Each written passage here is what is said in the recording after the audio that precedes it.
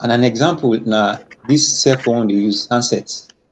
You know, they don't do different studies on handsets, whether handset they cause brain tumors, whether I know they cause brain tumors. The truth of the matter is, say, as at now when they talk, the conclusion is you get the one take God take create our body when we say He puts mechanisms in place to regulate how body take they grow. So one part of the body no could just start to dey grow past as in normally supposed to grow. It dey under regulation.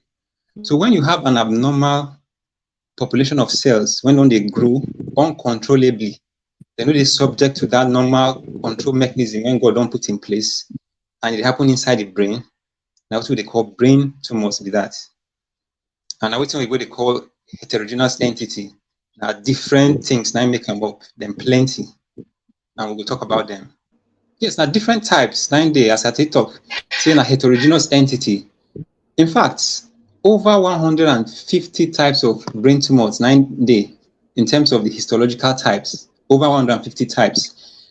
And now different way if you look at it. Some of them are what they call primary brain tumors. Primary in the sense that now inside brain there, now they arise and they grow. Then secondary or metastatic, it means say they come from elsewhere. So person if you get tumor for elsewhere, like lung tumor or lung cancer, the thing go enter blood, it go flow, go reach inside brain, it go come out for blood, enter inside brain. You come plant itself like seed, they plant inside ground. Then the thing will come they grow. One cell go turn to 2 cells, 2 cells go turn to 4, 4 go turn to 6, until it become a large mass and turn to tumor. If you look at from the other angle, we say, sometimes these tumors they happen mostly in children, and some of them they happen mostly in adults. So you can have what they call pediatric brain tumors and adult brain tumors. So the first one I first talk now, adult brain tumors, primary and metastatic. And the second one now, pediatric and adult. Other ways they to describe them, but the way I just put them now with that. Brain tumors, how common is they? Now something where they common because people believe say the only sickness is where they for this life. Now your body pain, you dey vomit. But for your own area, how common brain tumor day for we Africans, our region like this over day? Very good question. But I'm afraid I will disappoint you small because you did ask for the figures for our own area. Unfortunately, we don't get the figures. We don't get the figures. Now, Igbo, now their figures we they use. You know, the reason we say something will happen for village, especially if you get brain tumor for village, you go meet one private hospital village. Then no go follow the matter, go reach the end. Sometimes they no go feel make the diagnosis and report them to the relevant agencies. So we don't get the data.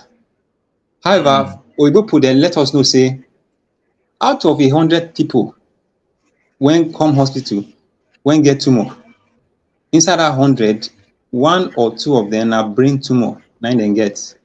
So 100 people when get tumor or different cancer for different type of the body, inside that 100, 1 to 2 of them are brain tumors, 9 then get. That one are mostly for adults. For children, the thing even they a bit more serious because brain tumors they more common in them.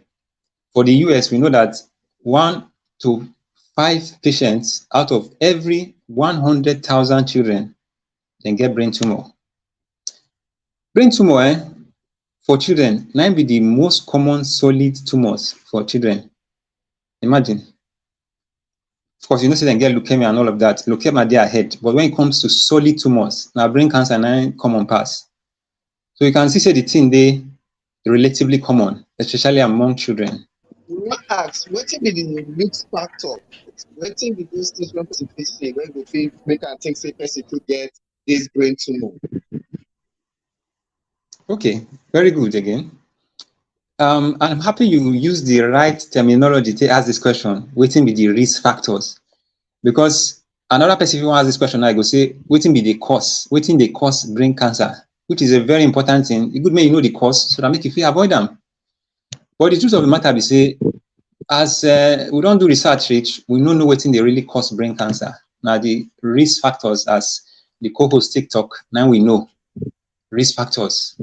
And you get this agency, International Agency for Research on Cancers.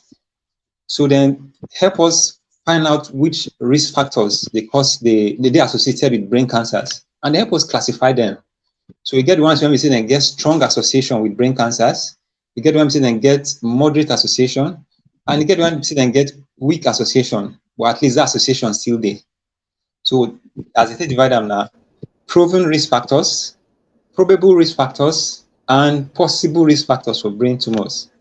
So proven risk factors, one example now, radiation, which they call ionizing radiation. Sunlight na radiation, but no be ionizing radiation. The X-ray, when they take X-ray pictures for person if you get fracture, and that type na ionizing radiation. So if person dey exposed to that ionizing radiation, especially the one they treat some kind conditions, if you get brain tumor at the end of the day. Let me give one experience, the Israeli experience. During the late 50s, they use radiation, X-ray, to treat children when they get ringworm, what they call tinea capitis. They treat them. So fast forward to some 20-something years later, some medical scientists when they find out, say those children, we say then use X-ray to treat or radiation to treat them, they develop different type of brain tumors, meningiomas especially. So they come right on them. Now, one of the things when make us know say, this ionizing radiation, it gets, they predisposed to brain tumors. Okay. Also, some people when we say then they around areas when they throw atomic bomb, they usually go end up with brain tumors and different other types of tumors as well. So ionizing radiation are proven risk factor. Then you get the other one again, we say the relationship they moderate, probable risk factor. An example then are viruses. You get one they call Epstein-Barr virus. They usually see that evidence of that virus for people who get the brain tumor that they call lymphoma, primary CNS lymphoma. They see them, many of them, they see evidence say they don't get that virus before. Then you can't get weak risk factors, possible risk factors. They never too sure. And an example now, this cell phone they use, handsets. They don't do different studies on handsets, whether handset they cause brain tumors, whether they cause brain tumors. The truth of the matter is, say, as at now when they talk, the conclusion is inconclusive. The evidence is limited. But they just put on for mind say if it be like say it cause brain tumors based on some of the studies when they see. But nobody don't really establish and say handsets they cause brain tumor. Wetin dey clear, wetin they don't establish, we say handsets, if they use them, they emit radio waves. And that radio waves, now the brain, now they absorb them the most. But whether that effects will end up as brain tumors, now wetin we don't know. So as the matter today is inconclusive. And go good make I finish this matter without talking of smoking. Smoking the risk factor for many kind of tumors like lung cancer. But surprisingly, when it comes to brain tumors, smoking not to get level like that. They don't do many studies and then find out say smoking not to get that relationship. Me say they encourage anybody to smoke because if brain tumor no enter, lung cancer go enter. So avoid smoking generally. The matter be say smoking no get that relationship with brain tumors as it take get for lung cancer. Make I add this one before we continue. What of family? Because the whole risk factors where you mentioned, touch family, and somebody go want ask us say, okay, what if say somebody in my family been get brain tumor, brain cancer? Say chance they say me self I fit get them or no chance at all. Thank you very much. So yes, that is a very important aspect of this segment on the discussion. So let me take a step back. If you want to really look at the bigger picture, we have what we call genetic predisposition as number one, then what they call carcinogens as number two, and then number three, secondary tumors. So this one I mentioned now, it falls into the genetic predisposition. In other words, it gets some kind abnormalities when they inside our genes. Wetin be genes? As God tell make us, He puts instructions when go guide the way we want to grow, the way we want to develop, the physical characteristics one will get. It code down, put am like code inside gene. So when that gene gets some kind faults like that, it can predispose person to tumors. Sometimes that genes they pass through family, which is wetin they talk. So there can be a familial predisposition to that. And then what I explained earlier on are those carcinogens. And then lastly, when you have some kind tumors in other areas of the body, like the lung cancer I mentioned before, like breast cancer, like prostate cancer, all those kind of cancer, they fit spread, enter brain.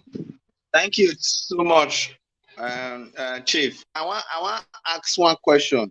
When we talk about tumor, is tumor always equivalent to cancer, or it can be benign, can be malignant? So if it can be benign, anyone there for the brain when it be benign?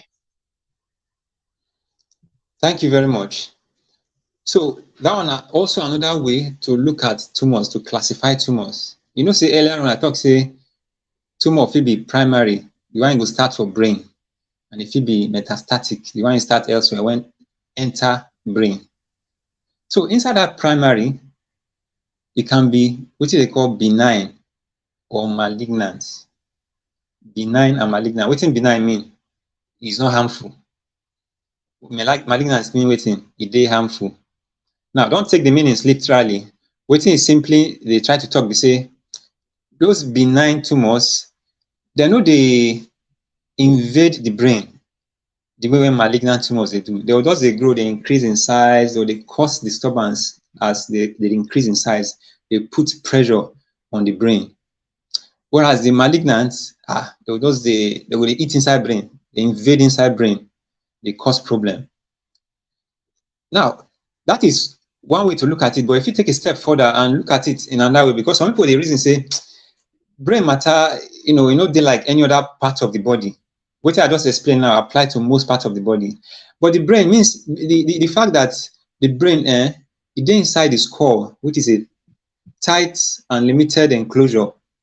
Even that so-called benign, it gets some kind of places when benign tumors go happen, like where they call brainstem, a very sensitive part of the brain. The brain tumor go, if you start for that area, if it cause the damage, when we say malignant tumor no cause. So we need to bear that in mind if we use those terminologies, benign and malignant. The fact say tumor no dey histologically malignant, no mean say e dey na friendly tumor. If it cause problems still. I don't know whether what I explained. Yes, makes sense. Yes, I understand. All right. Very clear. So, Chief, I won't go forward now. Make I ask you question concerning wetin person go see for the body if person gets brain tumor. Wetin be those symptoms? It gets symptoms where say if it appear like this, more na brain tumor, they sabi give this symptom, or you get general symptom wey person fit get and it go point to brain tumor. And which one make we no use play? Yes, when we go notice for the symptoms too.